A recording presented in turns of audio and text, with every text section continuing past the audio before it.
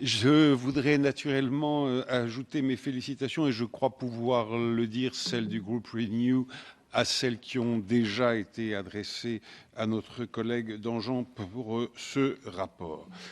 Deuxième remarque, je souhaiterais nous rappeler à nous tous présents dans cette salle que les pays membres de l'Union européenne additionnés dépensent aujourd'hui en matière militaire 3 fois plus que la Fédération de Russie pour des résultats qui sont absolument consternants.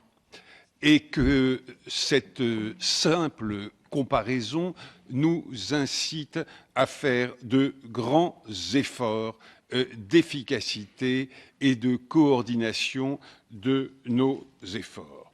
Troisième point, quand on nous dit, certains de nos collègues l'ont fait, que nous ne pourrions rien faire aujourd'hui sans l'OTAN, eh bien oui, chers amis, chers collègues, c'est précisément là qu'est tout le drame, puisque le président des États-Unis, et je crains de devoir le dire, les États-Unis, au-delà de leur président, ont mis en doute depuis plusieurs années la pérennité et la solidité de l'Alliance atlantique. Si nous ne pouvons rien faire sans elle et que nous n'avons pas de défense commune, nous n'avons pas de défense du tout.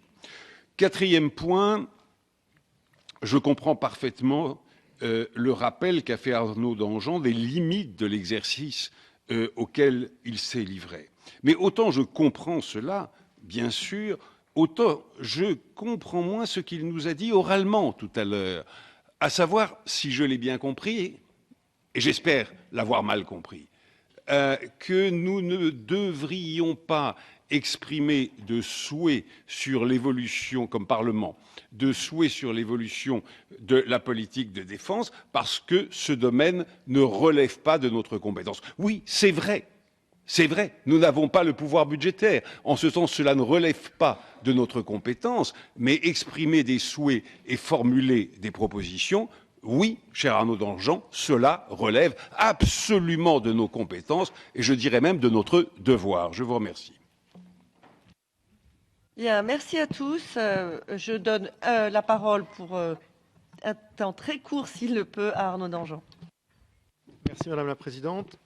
Très court, parce que les amendements seront là pour refléter les points de vue de chacun, bien sûr, et nous aurons l'occasion d'en discuter le 18 novembre. Merci à tous pour vos commentaires et contributions, sans réelle surprise d'ailleurs, pour ce qui concerne les expressions de groupe. Je voulais revenir sur 2 ou 3 points plus singuliers. Concernant le dernier point fait par Monsieur Guetta, évidemment, vous ne m'avez pas mal compris, je pense qu'on peut se comprendre. Évidemment, nous sommes là aussi pour faire des propositions. Évidemment, nous devons exprimer des ambitions.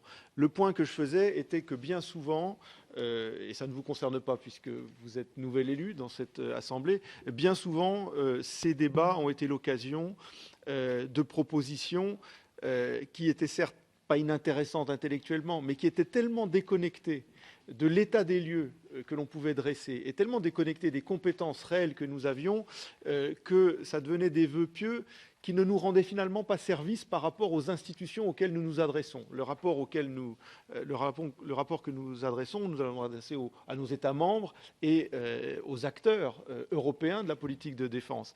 Et parfois, ils commencent par lire des propositions qui sont tellement extravagantes qu'ils considèrent que l'intégralité du rapport est bon à jeter aux orties. Donc c'est plutôt dans un souci de rendre notre démarche crédible, mais évidemment, j'accueille bien volontiers toutes les propositions ambitieuses qui pourront être faites et qui devront être considérées par cette Assemblée. Qu'on ne s'y méprenne pas. Un point, parce que plusieurs interlocuteurs, avec une virulence inégale, ont parlé du respect de la Charte des Nations Unies. La question ne se pose même pas. La Charte des Nations Unies, elle est respectée et la politique de sécurité et de défense de l'Union européenne s'inscrit pleinement sous la Charte des Nations Unies. Aucune intervention européenne militaire n'est envisageable sans respect de la Charte des Nations Unies. C'est marqué dans les traités. Donc la question ne se pose même pas. On va pas en faire un fromage, pardonnez-moi l'expression. Je ne vais pas passer 3 chapitres à expliquer qu'il faut respecter la Charte des Nations Unies. C'est dans les traités. On fait un travail absolument dans le respect des traités. Et puis un dernier point, parce que c'est une discussion sans fin, l'OTAN. Ça me rassure de voir que finalement, je suis à la fois critiqué pour ne pas avoir été assez otanien dans ce rapport ou pour l'avoir été trop. Ça prouve qu'on doit être dans une mesure à peu près acceptable, dans un équilibre qui correspond à la réalité. La réalité, elle est simple aujourd'hui. 22 des 28 pays de l'Union européenne appartiennent à l'OTAN. Et dans le traité de l'Union européenne, on reconnaît qu'il faut développer une politique de défense, mais qu'elle ne doit pas être exclusive des engagements pris par ailleurs par les pays en matière de sécurité, et en particulier en matière de défense collective. Je ne connais pas aujourd'hui un instrument en Europe qui soit plus efficace que l'OTAN pour assurer la défense collective du continent. C'est clair. C'est ça le point de réalité aujourd'hui. Et pour autant, ce n'est pas satisfaisant par rapport aux autres défis de sécurité que nous avons, en particulier au sud, en Afrique, où on voit bien que ce n'est pas l'OTAN qui va être une force d'action.